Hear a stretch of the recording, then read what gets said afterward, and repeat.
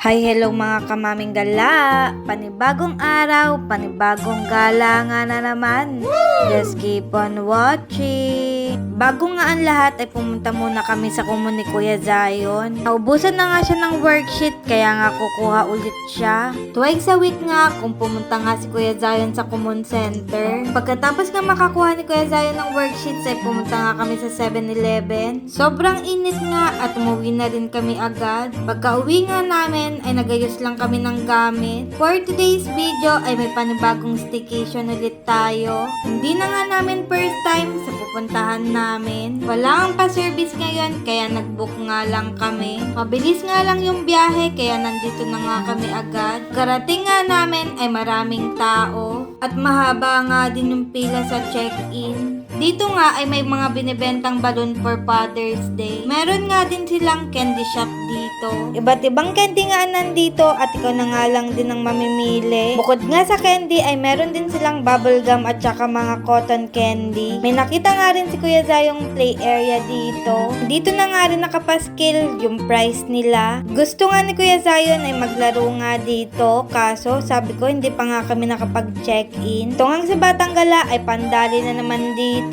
Basurahan nga yung binuksan niyang yan. Sabi ko nga kay Batang Gala ay isarado niya kung hindi siyang ilalagay ko doon.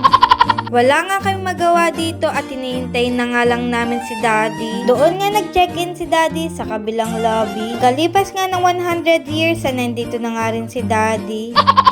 Dali-dali na nga rin kaming umakyat papunta nga sa aming room.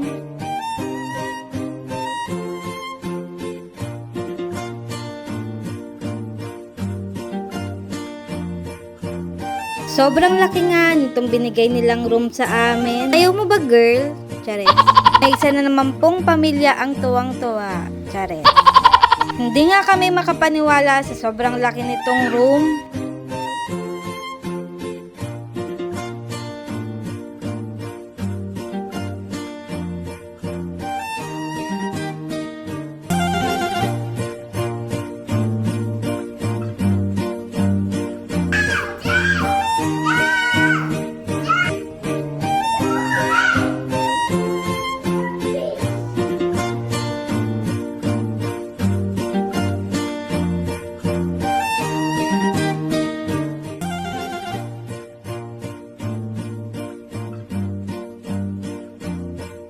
From this to this.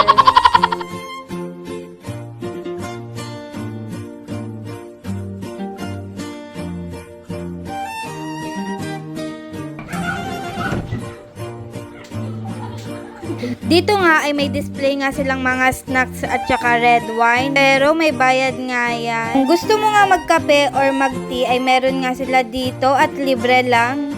Dito nga ay hindi na nga mapakali si Kuya Zion at saka si Batang Gala. Tungang si Batang Gala ay hindi nga talaga papatalo. At pandali na naman nga ng kakulitan niya.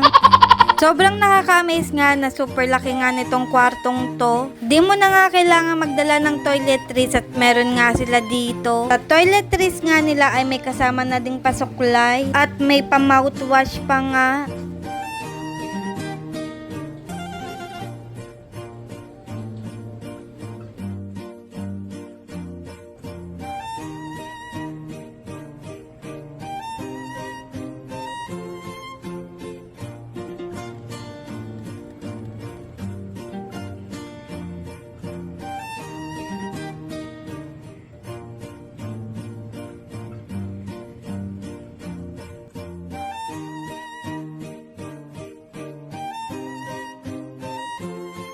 Dahil nga hindi pa kami nagla-lunch ay nagpabili nga ako kay Daddy ng Jollibee.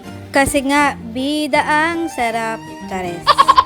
Favorite ko nga sa Jollibee, ito nga ang ultimate burger steak nila. Burger plus fries, tapos may gravy. Sobrang sarap. Bukod nga sa burger at fries, may kasama na nga rin itong itlog. Oh, aminin nyo, pag may kasamang itlog, masarap ang pagkain.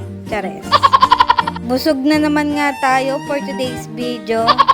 Try nyo nga din to mga madam and sir. For only 199 pesos, dalawa na nga din yung patty niya. Habang kumakain nga kami ay ito nga si Batang Gala ay pandali ng hila si Lucas. Sabay sabing, here you go mommy. Dito nga ay umiiyak nga kasi si Lucas kaya dinala niya sa akin. Pakabait naman pero mas madami yung kulit. Dito nga sa room namin ay may 2 tablet. Lagot ka. At dahil nga makulit si Batang Gala ay pinakailaman niya. At ayun na nga, ginawa niyang dim light yung sa may sala. Ang galing, di ba?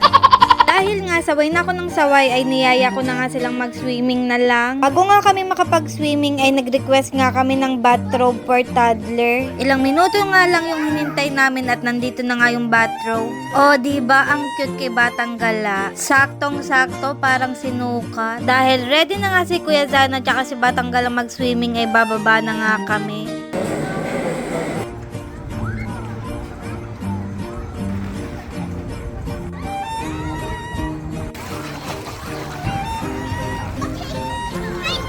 Pagkatapos nga mag-swimming nila Batang Gala ay umakyat na rin kami agad. Fast forward nga tayo. 6:00 pa nga lang ng umaga ay gising na ako. Habang tulog pa nga sila ay nagasikaso na nga rin ako ng mga gamit namin. Para nga mamaya ko konti na lang ang liligpitin ko. Pagkatapos ko nga magligpit ay naligo na nga rin ako. At ito nga yung outfit natin for today's video. Kagising nga nila ay nag-prepare na nga rin kami para sa breakfast.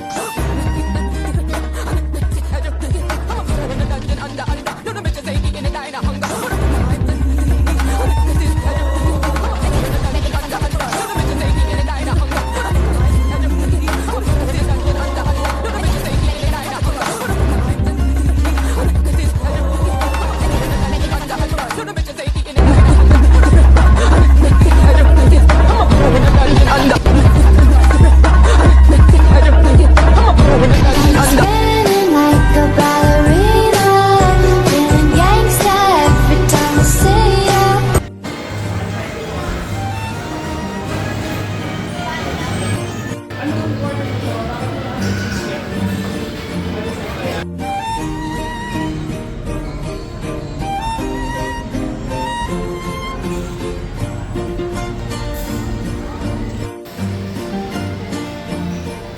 Dahil late nga kami nakapag-breakfast, sa ilit na nga rin kaming nakatapos. At kami na nga lang talaga yung natitira doon.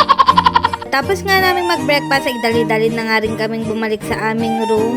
Pagbalik nga namin sa aming room ay sabi ko nga kay daddy ay maligo na nga sila at ako na ang bahala sa lahat. Isya-sharon ko na ang mga dapat isyaron. At ayun lang mga kamaming gala. See you po sa next staycation namin. Mag-ingat po tayo palagi. Bye!